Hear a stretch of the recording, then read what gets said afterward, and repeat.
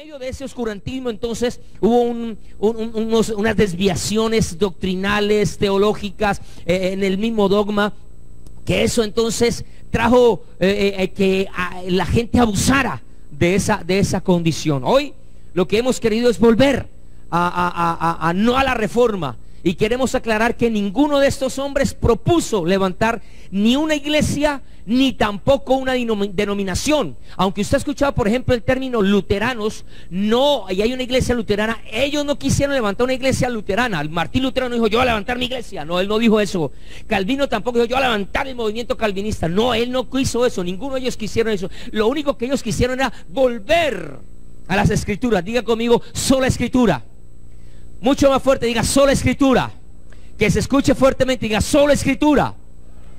La sola escritura viene siendo como la base, el piso, la base, el sustento, el fundamento, solo la escritura. Y a partir de esa base, entonces vamos a levantar tres columnas: sola fide, sola gratia y solo Christus, que vamos a hablar en esta mañana. Y en el culto de la noche, cuando cerremos, Slater y yo los dos vamos a estar aquí predicando, hablando del techo, que nos tocó colocarlo acá porque lo quisimos hacer con madera, pero vamos a hablar de solo a Dios la gloria. Todo es para darle la gloria a Dios. Entonces hoy nos corresponde hablar de este personaje llamado Juan Knox. Yo aquí preparé algo que, perdón de pronto la distribución, a alguien de pronto no le gustó que estuviéramos aquí, pero nos es más fácil para nosotros tener aquí, controlar todo, porque a veces nos detenemos allá y poco de cosita, entonces queremos ganar tiempo. Le quiero presentar eso, 500 D. En el cifrado musical la D es re, y entonces se llamaba 500 Reforma Presents en asociación. Esto es puro, y también bajo la producción de Slate Jaimes. Vamos a ver lo siguiente. ¿Recuerda usted el cine mudo? Bueno, vamos como ya no trajimos a Lutero, hoy vamos a hablar de este personaje que nos compete hoy, un poquitico para poder entrar en materia. Muy bien, hablaremos de Juan Knox. Todo empezó en el año de 1514, en una región que esta es la casa donde nació este personaje, John Knox. Esta es la casa en Haddington, Escocia, 1514, donde él nace un precioso niño, bajo una tradición y una religión que era la única que había, no había más. El sueño de muchos padres era que su hijo fueran o médicos o abogados, sacerdote. Eso tenía un prestigio, decir que se tenía un sacerdote, eso era un monje, eso era de prestigio. Bueno, este hombre con esa condición de su familia se involucra en el trabajo como cura en la catedral de St. Andrews en 1540. Allí fue un hombre ejemplar, un hombre de mucha labor cural, hacía muchas cosas y lo hacía muy bien. Ahora, ese hombre tuvo la oportunidad de conocer y leer los escritos de un reformador, no hemos hablado de él, que es George Wishart. Y George Wishart fue un personaje que comenzó a cambiar la vida, empezó a inquietarlo, empezó a hacer arder un corazón en la vida de Knox. Y entonces este hombre, que es un reformador, va a tener un conflicto el día de mañana con el cardenal David Wheaton. David Wheaton, en el año 1546, manda a matar a este reformador que hablamos ahorita, lo mandó a matar. Sin embargo, cuando lo manda a matar, no cumple el cometido y hay una tragedia, porque salen matando al cardenal, a este cardenal Wheaton. Fue asesinado en un lugar llamado el Castillo de San Andrés, y entonces, muerto el cardenal, ahora hay un poquito de libertad para ellos seguir promulgando, y entonces Juan Knox empieza a levantar la voz, y él se enfocó a predicar contra el papismo. Ese hombre empezó a atacar al papa, pero directo. Y una cosa es que usted llegamos algo de Francisco, una cosa es que usted y yo aquí digamos, bueno, visitó Colombia, hizo, pero no nos escucha. Pero otra cosa es que en el tiempo de ellos hablaran contra el papa, eso se daban a conocer, aunque no había WhatsApp. Porque hoy en día muchas veces las cosas que usted está haciendo aquí ya la están publicando en Facebook, están publicando en Instagram, está llegando el chisme por WhatsApp. eso es inmediato, pero en ese tiempo no. Sin embargo, lo que ese hombre empieza a hablar, empieza a atacar directamente al Papa, y eso levanta a la iglesia tradicional. Entonces, a este hombre lo van a sentenciar por lo que está diciendo, por lo que está haciendo, y es condenado como galote. ¿Usted sabe lo que es un galote? Eran los que llevaban los galeones a punta de remo, lo llevaban allá a remar esos pesadísimos galeones, y allí es sentenciado por 19 meses. Entonces él llega como esclavo de Escocia, va a llegar a Francia, a las costas francesas, ahí está, y después de 19 meses él es liberado. Después de esto, que él es liberado, sale para este país. ¿A dónde? Londres. Llega allá para Inglaterra, y allí ese hombre se encuentra con un personaje que es un personaje emblemático de la política. Era el duro de la política, nada más y nada menos que era el señor Eduardo VI. Y Eduardo VI en Inglaterra, él no le iba muy bien con el catolicismo, por el contrario, él le gustaba la escritura, el protestantismo, y entonces él estaba inquieto, y cuando llega allí Knox, entonces él se vuelve amigo, y es más, lo hace el capellán de todo el palacio. Ese hombre empieza a trabajar para la política. Quiero decirle con todo el cariño, no es pecado trabajar en política si se hace bajo los principios de Dios. Porque es una posición o una profesión que desafortunadamente se ha manchado mucho, pero yo creo que es el momento, y de eso vamos a hablar en la noche, acerca de la cual debe ser la posición del palacio y del templo. Vamos a hablar un poquito. Entonces este hombre se convierte en el capellán de Eduardo, y empieza a hacer un trabajo específico, empieza a redactar, empieza a escribir, empieza a hacer diferentes obras religiosas. Y también era un hombre que le gustaba la posición de Calvino. Era un hombre con esa influencia de Calvino. Ahora, llega un momento donde todo está bien en Inglaterra. Sin embargo, no todo puede ser color de rosa. Aparece una mujer llamada María Tudor, más conocida como María la Sanguinaria. Así era. Ese era el apodo que tenía. ¿Cómo sería de brava? Imagínense. Pobrecito el marido. Esa mujer era terrible, pero practicante del catolicismo, brava, acérrima. Esa no le podían decir nada. Y entonces, como estaba ahí el señor Knox, empiezan a haber rivalidades. Y es más, hasta hay varios cuadros que están hablando de esa disputa que se tuvo cuando ella lo llama al palacio y a que confronte, que cómo era posible eso. Y en medio de tanta disputa, entonces le toca correr al señor John Knox. Se va para Ginebra, Suiza, en el año de 1554, y allí él comienza más a tener contacto con Calvino, y empieza el calvinismo. Si anteriormente admiraba a Calvino, ahora el calvinismo se le mete en los huesos. Ahora ese hombre se vuelve acérrimo y se vuelve fuerte para predicar. Ese hombre sí ya no tenía pelo en la lengua, ese hombre era duro, contundente para predicar. Ese Knox enardecido, y entonces conoce a Calvino, y eso aparece el encuentro. Ahí viene el encuentro de los Juanes. Juan Calvino se encuentra con Juan Knox, los dos Juanes. Y en medio de esto, ellos se ponen de acuerdo en muchas cosas, y ellos proponen en su doctrina y en sus propósitos combatir a los soberanos que se opusieran a la verdadera fe. Hoy tuvimos una clase magistral de sola fide. Estamos tratando de hacer un paquete de todas las enseñanzas para que usted pueda tener esa información. ¿Sí le gustaría llevarla? Vamos a hacer algo bonito con una carátula. Aquí yo también está interesado en esto. Ahora, volvemos. Están ahí en Ginebra, están en Escocia, y resulta que les toca a los dos separarse. El señor Calvino le dice: usted es necesario que vaya para sus tierras, usted regrese, porque lo que ha aprendido aquí tiene que ser otra vez allá avivado, despertado allá en el año de 1560. Entonces ahora el parlamento, mire, una institución política, el parlamento allá le abre las puertas y aprueba la confesio escótica, la confesión de fe de la iglesia presbiteriana escocesa. Mira, esta fue una denominación que nace apoyada, patrocinada, validada, legalizada por el mismo gobierno. No es cualquiera. Estamos hablando de que esta es la postura religiosa. Esta gente tenía una credibilidad muy diferente. a lo que se venía hablando. Y entonces en el año de 1560 el parlamento pues que aprueba esta iglesia, se da organización y ahora empieza Escocia a vivir de una manera totalmente diferente todo lo que venía. Y hasta el día de hoy muchas de las naciones que almacenaron, que amaron, que en su seno atesoraron la reforma, hasta el día de hoy son países que se ve que ahí está la mano de Dios. ¿Qué diferencia con Latinoamérica? La reforma por acá no fue ni conocida. Este hombre comienza a escribir, redactó su libro de disciplina. Imagínese el título, libro de disciplina.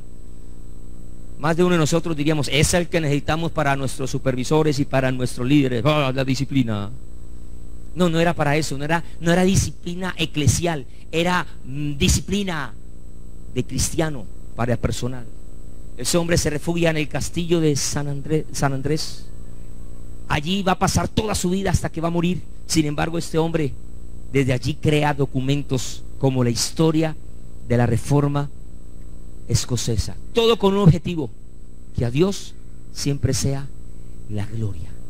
Le animo a que usted siga leyendo mucho de estos personajes, conozca la vida de ellos, lea los escritos, cierre un poquito el Facebook, el Instagram, pase más tiempo aprendiendo de los que en el día de ayer hicieron una labor para que usted hoy usted pueda disfrutar de lo que está disfrutando. ¿Usted va a hacer esa tarea? ¿Se anima a leer? ¿Se anima a aprender? ¿Se anima a ser mejor? No, con eso, el único que dijo amén fue el pastor William. Bien, pastor, bien, así es. La iglesia entonces está pasando por un momento de mucha oscuridad. Se están aprovechando de la ingenuidad. Diría el Chapulín, se aprovechan de mi inocencia. ¿De la qué? De la nobleza. Pero en el caso de esta gente se aprovechaban que no conocían Biblia.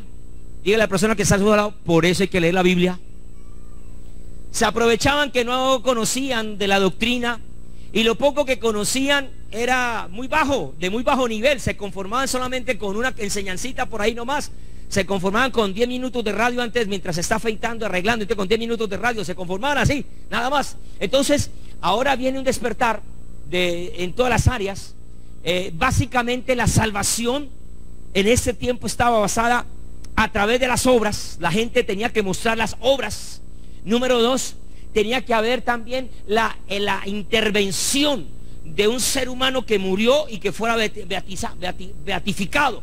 Es decir, que la iglesia tradicional hubiera canonizado a alguien como santo o santa, entonces solamente podía ser la persona salva por las obras que hiciera, o clamando a el san fulano o a la santa fulana, y entonces podía alcanzar. O la tercera forma para una persona alcanzar la salvación era la venta de las indulgencias, que la misma institución religiosa le garantizaba y le firmaba un documento donde se demostraba que la persona era salva.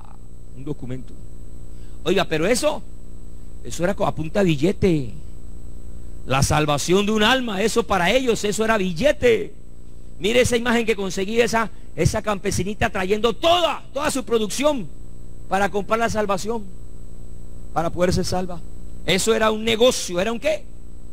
Un negocio donde empieza a construir el Vaticano su gran imperio. Mire, decirle al Vaticano que son ricos, eso es ofenderlos. Decirle que son millonarios, es ofenderlos. Archimillonarios hay más o menos, pero esa gente tiene billete, hermano. Esa gente son dueños de un estado, tienen himno propio, tienen moneda. Eso es toda una constitución. Eso sí es que es tremendo. Y entonces, como están construyendo la catedral de San Pedro, el Vaticano y todo eso, se va a acabar la plata. Entonces ahora viene el despertar del pensamiento. Un hombre llamado Colón, que se puso a leer la escritura, porque la gente empezó a leer la escritura y se da cuenta que la tierra, dice la Biblia, que es redonda. Entonces dice, no, todo el mundo ha enseñado que es plana. Entonces se despierta la chispa. Viene Gutenberg también, levanta la imprenta, la Gutenberg, y empieza entonces a publicarse. En su primera producción fueron 20 Biblias, y empieza la gente a leer la Biblia, y en medio de ese conocimiento de la escritura, entonces ahora viene la opción de la gente a abrir su corazón. Se rompe eso. Ahora ellos empiezan a buscar nuevos mundos porque el dinero en Europa empezó a escasear. Ya la gente ya no tenía, la gente estaba seca hasta aquí, le habían escurrido todo a punta de indulgencias. Entonces hay que buscar nuevos caminos, nuevos tesoros, y proponen ir para la India y no arrancan, es para América. Y eso vamos a hablar más tarde de eso. Pero lo que quiero decir, miren, encontré una indulgencia concedida a todos los fieles. Y dice más adelante que devotamente rezasen una salve delante de esta imagen de María Santísima del Rosario que se genera en la iglesia. Eso está en Argentina. El excentrísimo, y empieza las indulgencias. Todo aquel que le rece un salve era salvo, ya salvo. Tan bueno así. Ahora me encontré otra indulgencia más actual. ¿Usted sabía que hasta el día de hoy hay indulgencias? Esta la concedió Benedicto. ¿Usted conoce recuerda este nombre? Benedicto XVI, Papa. Plena indulgencia, indulgencia plenaria a aquellos fieles que, habiendo recibido el sacramento de la penitencia y de la comunión eucarística, oren por sus extensiones visitando devotamente la imagen del Santísimo Cristo del Calvario y ahí está. Ellos garantizan salvación si se hacen las obras. Ahora, cuando nosotros vemos esto y vamos a la palabra, tenemos que confrontar qué es lo que está pasando realmente. Lutero dijo: la oración no es para cambiar los planes de Dios, es para confiar y descansar en su soberana voluntad. Lutero entonces toma la iniciativa, es uno de los pioneros que levantan allí punta de alza, y empieza con los reformadores del siglo XVI a levantar la voz, la enseñanza bíblica, donde todos empiezan a apuntar. Entonces todos, a la luz de la palabra, se dan cuenta que solamente hay un mediador entre Dios y los hombres, que es ¿quién? Solo es ¿quién? Más fuerte, dígalo, solo es ¿quién? No es ningún santo, no es ninguna santa, no es ningún papa, no es ningún virgen, no es ninguna virgen. Solamente el único mediador entre Dios y de los hombres se llama. ¿Dónde está eso? ¿Dónde está eso? En la Biblia. Por la Biblia también nos damos cuenta que solamente hay un camino, y ese camino solamente tiene un nombre. ¿Quién es? Solo es ¿quién? Solo es Cristo. Y por la Biblia también nos damos cuenta que solamente puede haber un Salvador. Su nombre es ¿quién? Solo es ¿quién? Entonces, por la luz de la palabra empezamos a entender esto, que es solo Cristo. Y ahora viene entonces la tercera, la cuarta de las fides que vamos a tocar hoy. Y quiero que vayamos entonces ahora sí a abrir la Biblia, porque hemos hablado de la Biblia y no la hemos abierto. Si tiene su Biblia, ábrala, por favor. No es pecado abrir la Biblia ni rayarla. Puede rayar su Biblia. Hebreos capítulo 1. Vamos a concentrarnos a los hebreos. Y voy a usar hebreos porque es que los judíos conocieron a Jesús, pero lo conocieron de una manera distorsionada. Una, porque no lo conocieron bien, no se enseñaron cómo era. Y dos, porque no les convenía. A los judíos tampoco les convenía conocer a Cristo como fuera, porque se les iba a dañar la religión y la institución también de ellos. Entonces el Dios soberano toma un hombre y Hechos, y vamos a hablar de Hebreos, donde en Hechos capítulo 4 vamos a ir a la base a los judíos. Vamos a despejar a los hebreos. En Hechos capítulo 4. En Hechos 4, en la predicación apostólica, está hablando de una piedra. Este Jesús es la piedra desechada por vosotros, los constructores. ¿Quiénes son los constructores? ¿Quiénes son los constructores? Nosotros. Pero que ha venido a ser la piedra angular. Y dice después: en ningún otro hay salvación, porque no hay otro nombre bajo el cielo dado a los hombres en el cual podamos ¿qué? Ser salvos. Era la predicación apostólica. Mire, ellos no están inventando nada. Estos reformadores no están inventando. Ellos están volviendo a la Escritura y están volviendo a rescatar lo que se había perdido. Y nos están dejando bien claro a todos nosotros que el único Salvador es Cristo. Ahora sí vamos a los hebreos. Discúlpeme usted. Hebreos capítulo 1. Me gusta el capítulo 1. Y nos centramos entonces en la enseñanza. Me preguntaron que si iba a enseñar o que si iba a predicar. A mí me cuesta las dos diferenciarlas, porque generalmente cuando es una enseñanza se piensa como muy dogmática, muy tranquila. Yo no soy tan tranquilo para predicar. El resto de mi día es muy tranquilo. Trato de vivirlo más tranquilo, pero en el altar sí Me hago el chistoso y no sé dónde salen chistes porque no soy así. Hebreos capítulo 1. Note esto. Dios, habiendo hablado muchas veces y de muchas maneras en otro tiempo a los padres por los profetas. Cuando habla de padre no está hablando de la iglesia tradicional, está hablando de los padres de la iglesia, los antiguos, aún incluso a los padres del judaísmo, a los padres del pueblo de Israel. Por los profetas estuvo hablando Dios. En estos últimos días nos ha hablado por el Hijo, a quien constituyó heredero de todo, y por quien asimismo hizo ¿quién? El universo. Él es el resplandor de su gloria, la imagen misma de su sustancia, quien sustenta todas ¿qué? Todas las cosas con la palabra de su poder, habiendo efectuado la purificación de nuestro pecado por medio de sí mismo, y se sentó a la diestra de la majestad en las alturas. Mire, para usted y para mí escuchar eso es algo que ya nuestro oído lo ha escuchado y ya está familiarizado en nuestro cerebro y aún en nuestro corazón. Pero para un judío de esa época decirle eso era algo totalmente quisquilloso, era algo que le rompía el alma. Los judíos no podían aceptar eso, que mencionaran que Cristo fue exaltado, que solo Cristo era la respuesta. Eso para ellos era difícil. Y entonces hoy quiero decirle que en medio de las culturas ha habido una respuesta con respecto a Cristo. Las culturas nos han estado hablando hasta el día de hoy. Y cuando yo escucho, por ejemplo, la cultura hebrea, la voz de los hebreos, a nosotros nos dejaron básicamente 5 aspectos para la humanidad. Lo primero que nos habló la cultura hebrea fue acerca del monoteísmo. Oye, Jehová tu Dios, uno es, solo es uno, monoteísmo. Las otras eran politeístas. Se levanta la voz de los hebreos y también nos habla de una revelación, un término que era muy diferente, distorsionado para otras culturas. Nos habla de la linealidad. Para los judíos todo es lineal, por eso nosotros tratamos de ubicar todos los aspectos también, y los judíos, si esto es antes o va después, si el rapto viene, si no viene, si la iglesia pasa, porque todo es lineal. Sin embargo, cuando nosotros hablamos de la linealidad y aún de esos aspectos, perdemos la esencia de lo que es el Dios, porque Dios no es un tiempo lineal. Dios no tiene tiempo, el tiempo está en Dios y es muy diferente, y no hablaremos de eso ahora. Pero los judíos también nos hablan a nosotros de la creación. Encontramos ahí la base y la enseñanza de los judíos con respecto al pecado, y eran contundentes con respecto al pecado, y eso estuvo bien. Después encontramos, ahora quiero decir, no todo lo que es judío es bíblico, y no todo lo que es bíblico es judío. Por eso tenga mucho cuidado con el judaísmo, admírelo, respételo, pero no se judaice. Le pasó a algunos hombres en la antigüedad y está pasando a muchos hoy.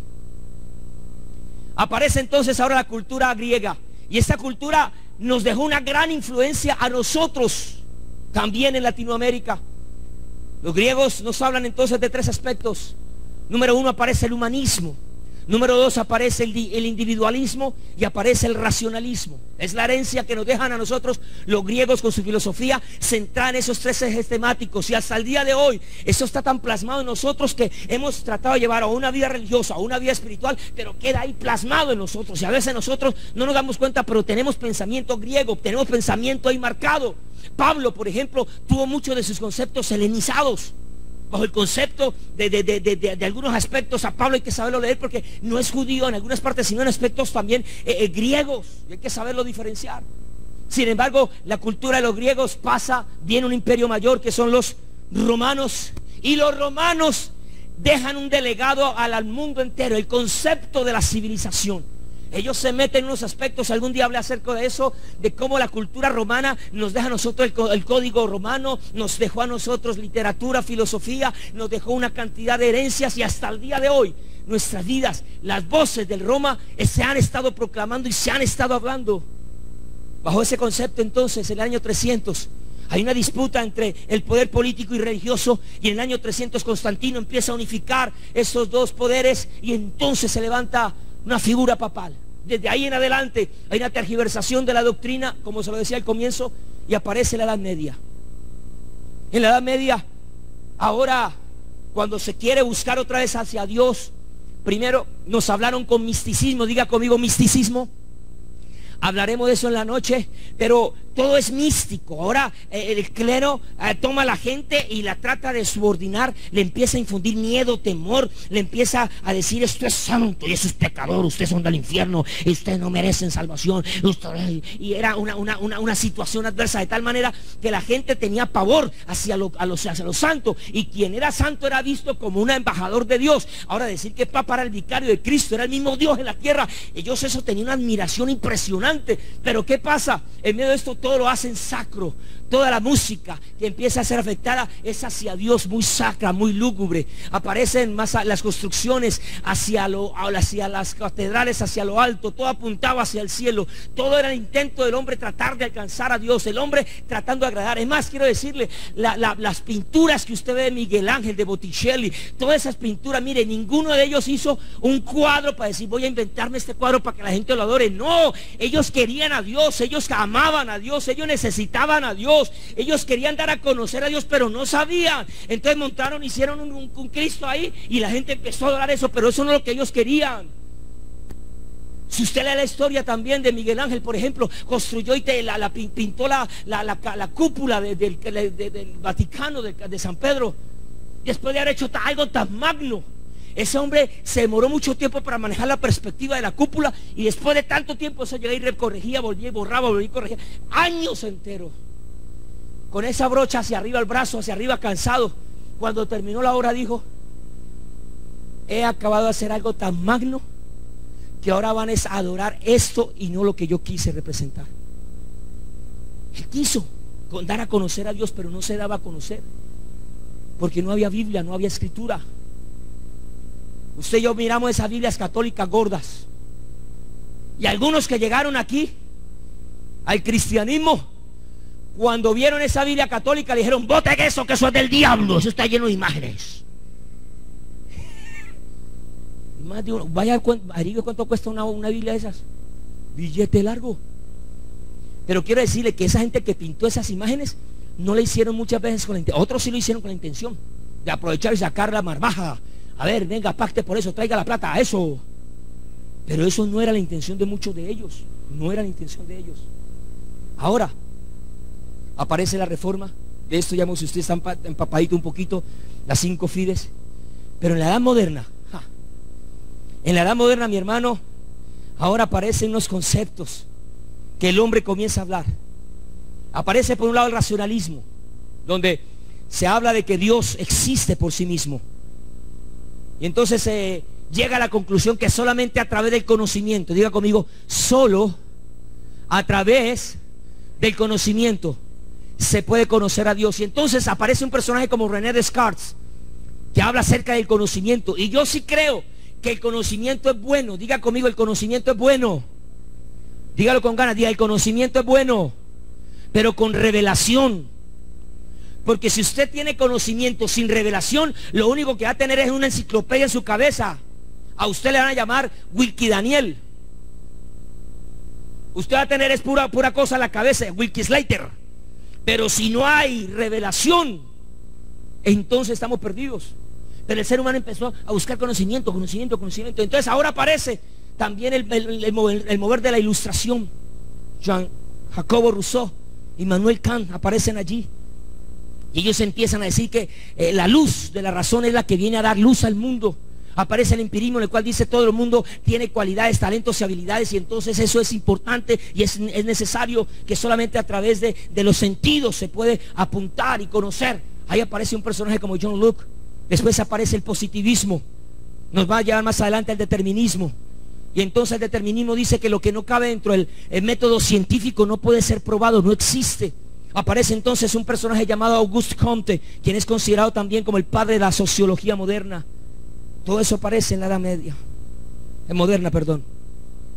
Nacionalismo, el racionalismo, la ilustración, el empirismo, el positivismo. En el siglo XX, empiezan las guerras mundiales, la primera. Y cuando pasa la primera guerra mundial, se da cuenta que el hombre, en esa búsqueda de querer ser superhombre, de poder construir superempresas, supernegocios, superimperios, ser superconocedor, ser superdotado, cuando se enfrenta a la guerra, se da cuenta que el hombre, por más poderoso que sea, la guerra muestra que el ser humano es un ser vulnerable. La guerra y la muerte no respeta condición ni conocimiento. ¿Cuántos decimos amén? Entonces ahora, en medio de eso, se da cuenta que tanta lucha, tanta batalla para uno morir, uno se muere y nada se lleva. Entonces el hombre ahora se encuentra con una encrucijada. Y ahora viene también un pensamiento negativo, un pensamiento donde para qué vivir, para qué uno matarse tanto, para qué ir a votar si Dios está arreglado, para qué uno hacer las cosas, para qué uno se mata. Daniel, ¿usted para qué trasnocha tanto? ¿Para qué hace tantas diapositivas? ¿Usted por qué no mejor invierte tiempo en esto? ¿Para qué usted tanto? Y entonces aparece un personaje que le llama la atención ver cómo alguna gente en medio de la guerra se rendían fácilmente. Y cuando se rinden fácilmente, entonces fácilmente morían. Pero hubo una gente que tenía una esperanza de vida, que tenía un motivo de vida. El señor Víctor Frank, y sería muy interesante que usted leyera los libros de él. Un judío que entonces empieza a mirar y a darse cuenta que cuando el hombre tiene un motivo de vida, entonces tiene una esperanza de vida, de lucha. Víctor Frank. Ahora, en medio de esto, aparece también Charles Marx, quien afecta a la economía. Soren Kierkegaard afecta a la teología. Darwin, la biología. Friedrich Nietzsche, la filosofía. Jean-Paul Sartre anuncia que la mejor forma de dar a conocer las cosas es a través de las artes, la música, la literatura, la pintura. Aparece un amigo que lo mencionamos hace 8 días, Erasmo de Rotterdam, con el humanismo. Auguste Comte plantea el positivismo y Thomas Calais defiende el cristianismo. Ante esto, entonces aparecen las 3 Cs. El hombre va a experimentar las 3 Cs: la culpa, la conciencia y la ciencia. Y como respuesta a estas 3 Cs que el hombre tiene, entonces se da cuenta que el ser humano está sumergido en las 3 As: la angustia, la ausencia y lo absurdo. En toda esta respuesta el hombre ha querido buscar respuestas humanas, pero se ha quedado en la misma confusión. A Dios no se le ha tenido en cuenta, la escritura no ha vuelto. Hasta allí el hombre está sumergido en una profunda depresión, en una profunda oportunidad sin esperanza, una condenación eterna. Pero entonces el hombre quiere seguir buscando respuestas. Y aparecen entonces las religiones: el budismo, el hinduismo, la nueva era, el voluntarismo. Y hoy en día se recurre a que la gente sea voluntaria porque la gente se siente útil, que haciendo algo entonces va a ganar el cielo. Obras, es útil. Aparece también allí el ocultismo, el satanismo, comienza también a hablar. Pero entonces, en medio de esta situación, quiero preguntar: ¿cuál es la respuesta para el hombre? ¿Quién tiene la razón? ¿Cuál es la voz que debe levantarse? Jesús llega a un momento donde está cuestionando a los que le han rodeado. Jesús cuestiona a los que estamos a nuestro alrededor. A su alrededor. Dígale a la persona que está a su lado: Jesús también te cuestiona a ti. El hecho de que seamos discípulos no nos hace exentos de que ya tenemos toda la verdad. Y entonces él empieza a poder interactuar. ¿Qué dicen los hombres que soy yo? ¿Quién soy yo para ustedes? Y aparece entonces la respuesta que leímos en Hebreos capítulo 1. Dios, habiendo hablado muchas veces y de muchas maneras. Y aparece entonces él, Cristo, como el creador. Mire, para muchos de ellos Dios era creador, pero Cristo creador no. Eso era algo que no podía caber en la mente, ni en el corazón, ni en la doctrina, ni en la teología. Decir que Cristo mismo es el creador es algo que algunos van a refutar. Y yo sé que nuestro papel, lo creo muy bien, Pastor William, nuestro papel desde el púlpito no es atacar a otros grupos bíblicos o religiosos o sectas. Ese no es nuestro papel. Pero sí nuestro papel es defender la escritura como sea y al costo que sea. Pero algunos grupos han levantado la voz también a decir que Cristo fue creado. Los testigos de Jehová dicen que Cristo fue creado, y ellos se pegan de textos como el de Apocalipsis capítulo 3 verso 14. Apúntelo, no lo busque ahorita, apúntelo y en su casa léalo, estúdienlo, escudriñenlo, y si ya sabe algo de exégesis, hágale. Pero cuando usted ve allí algo del Apocalipsis, ahí el texto dice: y escribe el ángel de la iglesia en la Odisea, he aquí el amén, el testigo fiel y verdadero, el principio de la creación de Dios. Y entonces los testigos dicen: mire, ahí dice que Cristo es el principio, fue creado. Lo primero de la creación, lo primero que Dios creó fue a Jesús. Lo primero que hizo Jehová fue a Cristo. Falso. ¿Por qué? Porque ellos argumentan que la palabra que está ahí en el griego es la palabra protisto. Ellos argumentan que la palabra griega protisto es la que dice fue engendrado, fue creado, fue organizado, es el principio, fue el inicio. No, la palabra que está ahí en griego no es protisto, la palabra que está ahí escrita es arché. Y arché significa es la cabeza, es el primero, el alfa y la omega, es el único. Es Él. Es muy diferente, nota el concepto. Una cosa es lo primero de la creación, otra cosa no es la creación. Lo máximo, lo sublime, lo más alto es Cristo, solo Cristo. Arché. Cristo, mi hermano, no fue creado. Salmo 2:7 también habla acerca de esto. Pero ¿cómo vamos nosotros a tratar de entender que Dios, siendo Dios, llega a un momento y es engendrado en el vientre virginal de una mujer? Esta mañana me sacaron la piedra y fue un video, pastor, muchas gracias. Fue un video donde está hablando de la Virgen María. Ya te lo mandé, Slater. A Pablo y Sandra lo mandé ya también. Y de los hijos de María. Y empiezan a manipular la Biblia, y el hombre muy elocuente, muy elocuente. Ese hombre tiene un verbo para enredar, una lengua. Y empieza a demostrar que los hijos que María, que no es que una apología de su posición terrible. Pero se descacha al mencionar las profecías. Porque estaba escrito que de una María iban a ser el Salvador. Por eso es que había muchas Marías, la Magdalena, la otra María, la esposa de Zebedeo, y un poco de Marías. Por eso era tan común el nombre María. Le respondió el que me mandó el video: nunca la profecía dice que María concebirá. La Biblia dice la Virgen concebirá, pero no nombre propio. Es muy fácil manipular la Biblia, es muy fácil malinterpretar los textos bíblicos. Pero ¿cómo explicar que Dios se hace hombre y se engendra? Como dice Salmos capítulo 2 verso 7. Eso es algo que es inexplicable. Como el mismo Dios, ni la teología. Juan capítulo 1 verso 1. En el principio era el verbo, y el verbo era Dios, y el verbo era con Dios, el verbo era Dios. Este era el principio con Dios. Todas las cosas por Él, hablando de Cristo, por Él fueron todas las cosas. Él no es creado, Él es creador. Y aquel verbo fue hecho carne y habitó entre nosotros. ¿Cómo es posible que Dios tiene su trono, lo deja y viene a habitar entre los hombres? Eso es algo inexplicable para el racionamiento, el cacumen, la teología de muchos que estudian la escritura, pero con el ánimo de buscar las espinas, pero se da el lujo de desperdiciar la sustancia y de la carne que hay allí, la esencia. Algunos estudian la Biblia solamente para buscar cáscaras. Mucha gente escucha los mensajes solamente para ver dónde uno se descacha.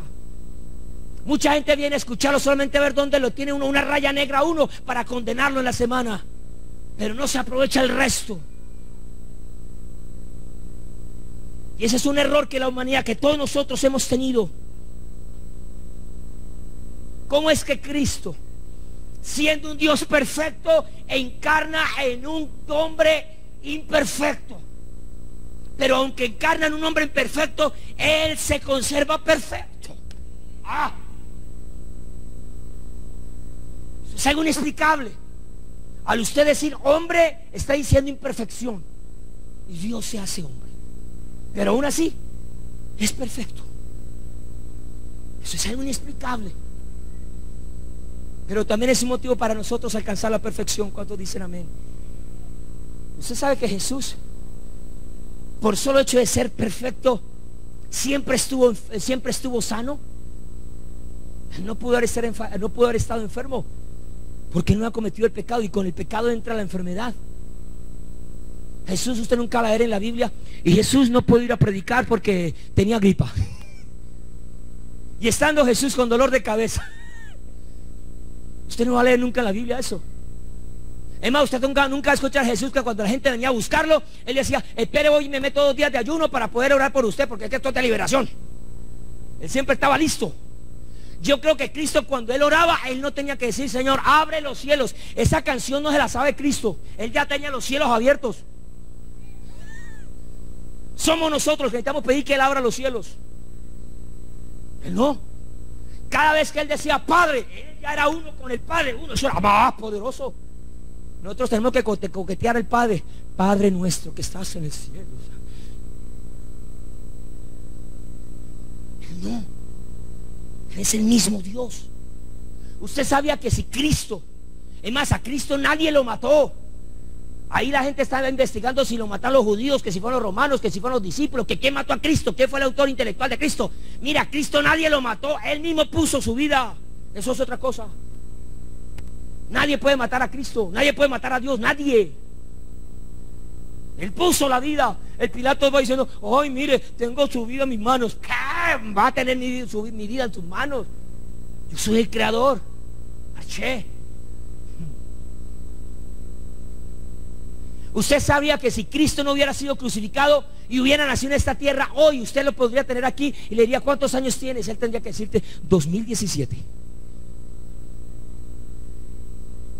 no podía morir. A Dios nadie lo mató.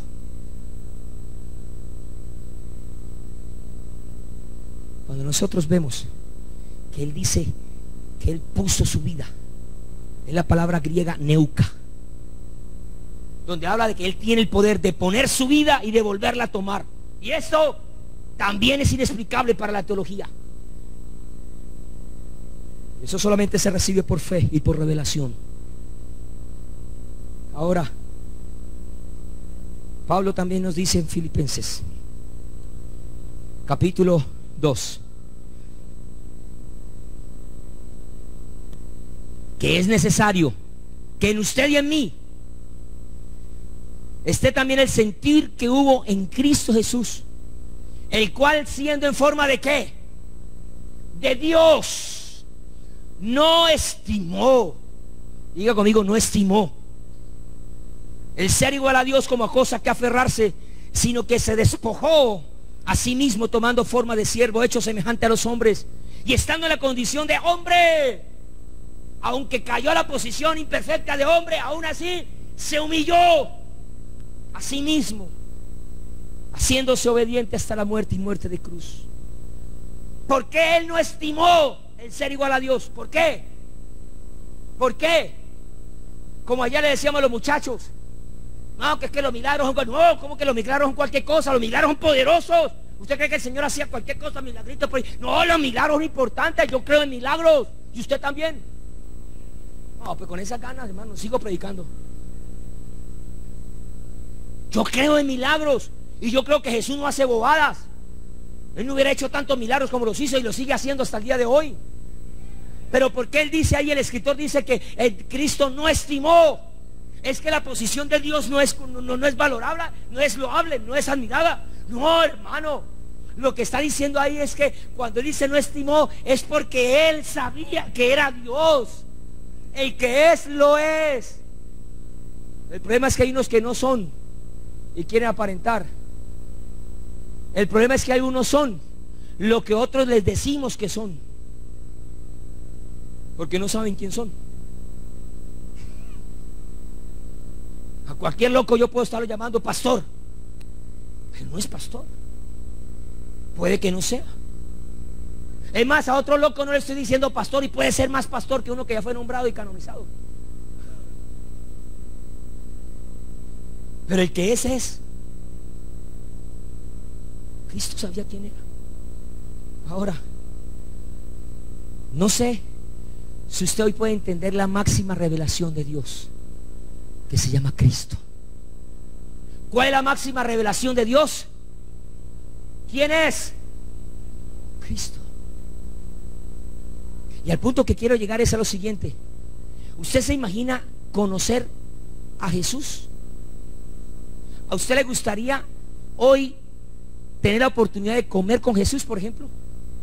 ¿Cuántos quisieran invitar a Jesús hoy? Hermano Jesús, ¿quién es? ¿Dónde está el hermano Jesús para que nos van a invitar a comer?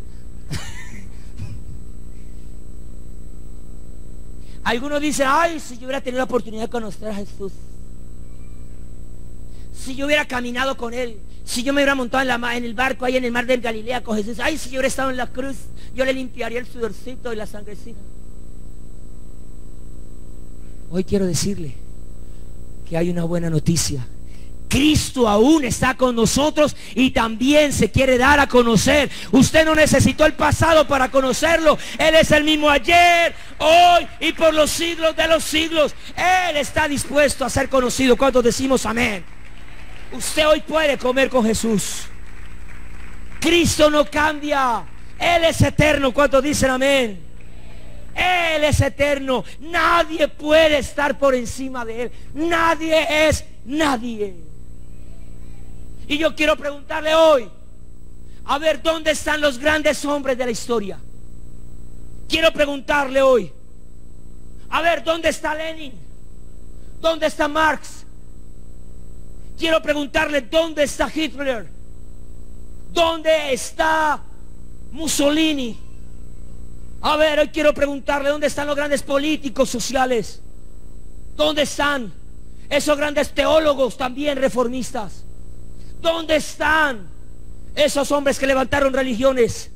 ¿Dónde están los pensadores como Sócrates, como Platón, como Aristóteles? ¿Dónde están? ¿Dónde están los ingenieros que levantaron el Titanic y dijeron que ni Dios lo va a hundir? ¿Dónde están?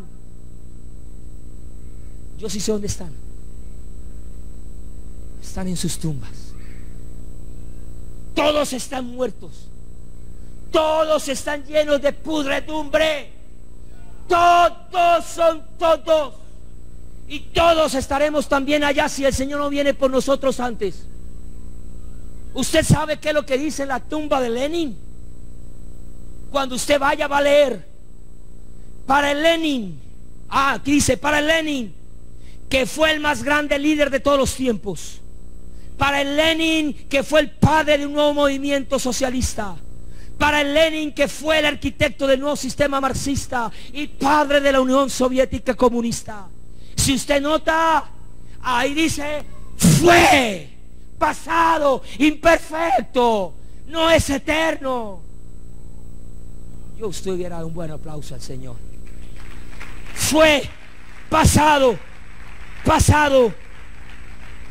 En cambio, Cristo siempre es. Él dijo, yo soy el primero y el último, yo soy el principio y el fin, yo soy el alfa y el omega, yo soy la resurrección y la vida, yo soy el buen pastor, yo soy la luz del mundo. Él no tiene pasado, Él no tiene futuro, Él siempre es. Aleluya. Él es eterno. Le invito a que ni vaya a la tumba de Lenin, aunque algunos con la clasificación de Colombia, a mucho honor, van a ir a Rusia y de pronto van a hacer su tourcito por ahí. Vaya y le toma la foto a la de Lenin ahí. Vaya. Pero ¿cuántos quieren ir a Jerusalén? Cuando usted vaya a Jerusalén, usted va a buscar la tumba de Jesús. Y cuando usted llegue va a encontrar un letrero que dice, He's not here because He's risen. Él no está aquí porque Él ha resucitado. Él está vivo. Él es la resurrección y la vida. Él es el Salvador. Él es la razón de una fe viva. Él es quien nos inspira a vivir. Él es, solo Él, solo Él.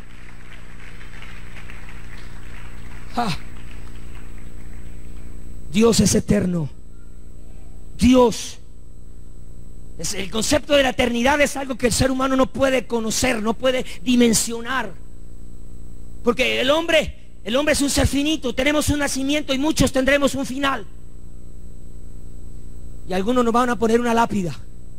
¿Usted ya pensó qué quiere que le pongan en su lápida? Yo sí. Yo sí ya tengo escrito. Y le dije a mis hijas. Y me salió la de menor, que es más teóloga que yo. Papi, pero tú no te vas a morir porque es que Cristo viene pronto. Le dije, Michelle, yo espero ver con estos ojos que se los iban a comer los gusanos el que el Señor me lleve. Pero si me tengo que morir antes, ¿qué?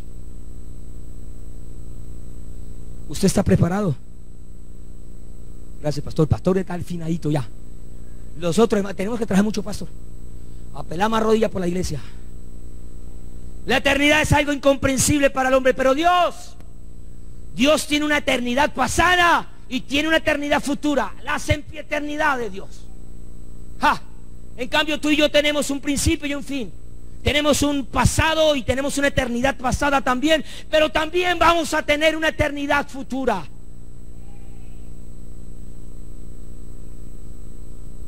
¿Dónde está? ¿Dónde está la poderosa Unión Soviética? ¿Dónde están los poderosos Estados Unidos de América? Lo están haciendo temblar los coreanos del norte. ¿En dónde está la China fuerte que se levantó? Usted sabe que la Unión Soviética después de 70 años dijo, no somos nada. Y yo quiero decirle, para Dios 70 años no son nada. Si para Él 1000 años son como un día, 70 años no es nada. ¿Dónde están esos políticos que quieren volverse los dueños de las naciones? Que quieren eternamente gobernar. Algún día morirán. Y por más buenos o malos que hayan sido, estarán delante de la presencia del Creador. Y todos doblarán rodilla. Y todos confesarán que solo Jesucristo es el Señor. Solo Él. Solo Jesucristo. Él es eterno. Su palabra es eterna. El pastor habló hace 15 días acerca de la palabra. No me voy a detener en esto. Slater estuvo hablándonos magistralmente de la sola escritura. Pero quiero decirle, usted puede tomar a los grandes pensadores y los mismos escritores, grandes escritores. Usted puede tomar a Shakespeare, usted puede tomar a Voltaire. Usted sabe que Voltaire se propuso acabar con el cristianismo. Ese hombre se levantó y dijo, voy a acabar con Cristo y con sus cristianos. Voy a acabar con Cristo y con su Biblia. ¿Sabe qué hizo Dios? Le tapó la boca, porque en su propia casa, muchos años después, le pusieron la imprenta de Biblia más grande de su nación. De Dios nadie se burla. De Cristo nadie le puede hacer frente. Nadie puede levantarse contra Cristo y contra un pueblo gobernado por Cristo. Aleluya.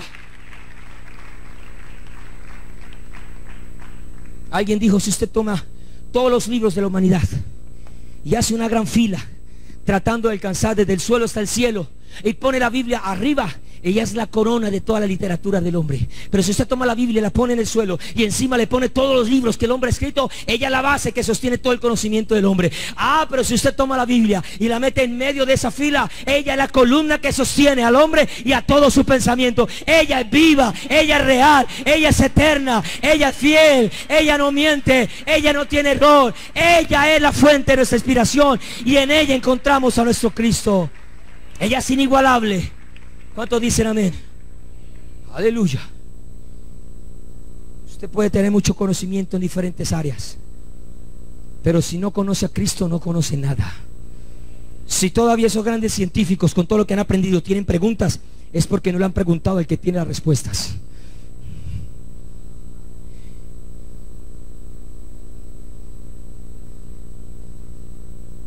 Rabí Zacarías dijo, si tiene preguntas, es porque no has leído la Biblia.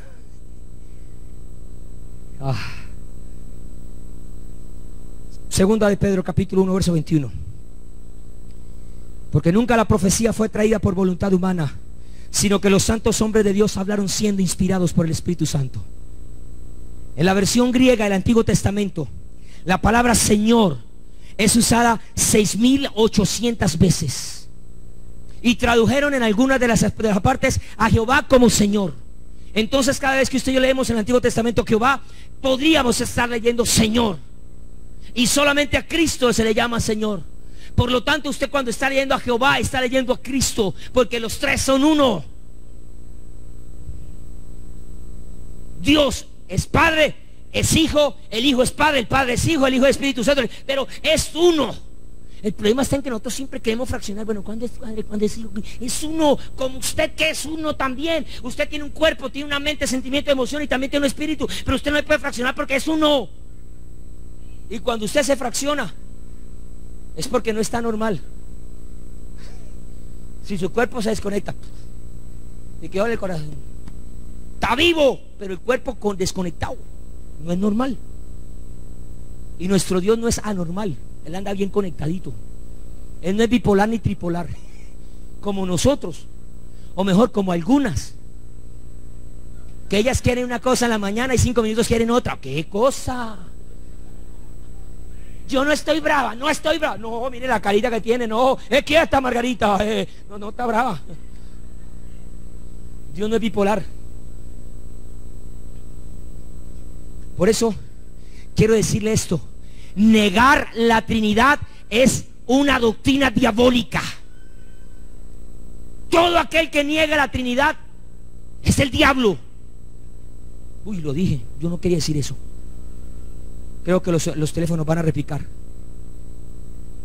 porque son tres los que dan testimonio en el cielo: el Padre, el Verbo y el Espíritu Santo. Y estos tres son uno. Y tres son los que dan testimonio en la tierra: el Espíritu, el agua y la sangre. Y estos tres concuerdan. Ni en negar la Trinidad, mi hermano, es algo diabólico, es algo satánico.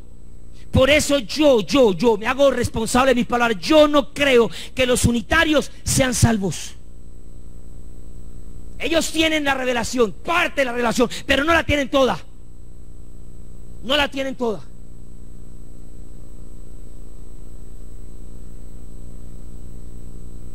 Aquí lo dice. No lo digo yo, lo dice la Escritura. Ahora, en el Antiguo Testamento se muestra una sombra de lo que iba a ser la realidad. Hace más de 2000 años, cerca de 2000 años, perdón, Dios exhaló. Lo hizo cuando creó al hombre en el huerto hace 4000 años. Y fue el hombre un ser viviente, un hombre sin aliento de Dios. Está muerto con aliento de tigre. ¿Han visto que hay una gente que a veces un hombre sin Dios, sin el aliento de Dios, está muerto? Pero llegó un momento donde Dios volvió a soplar, y el segundo o el postrer Adán se levanta a redimir lo que el primer Adán había dañado. Y entonces el profeta dice: así será mi palabra que sale de mi boca. No volverá a mí vacía, sino que hará lo que yo quiero y será prosperado para todo lo que yo le envía. Si nota la forma posesiva de Dios: mi, yo, mi palabra, yo, lo que yo quiera, mi. ¿Sí lo notó? Ahora, lo que Él hizo, lo hace para siempre. Diga conmigo: lo que Él hizo, lo hizo para siempre. Más fuerte, diga: lo que Él hizo, lo hizo para siempre. Diga a la persona que está a su lado: lo que Él hizo, lo hizo para siempre. Escuche, si Él en la cruz lo que hizo fue para salvarte, lo hizo para siempre. Yo a usted le hubiera dado fuerte aplauso, Señor.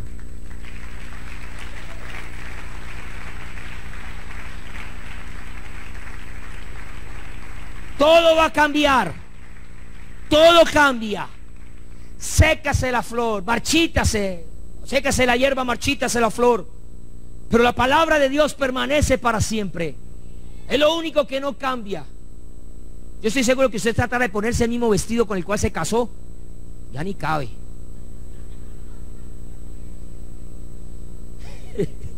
¿Y sabe por qué se ríe? Todo va cambiando. Cambiaron los patriarcas, aparecieron los jueces. Cambiaron los jueces, llegaron los reyes. Cambiaron los reyes, hubo un desorden, todo cambio.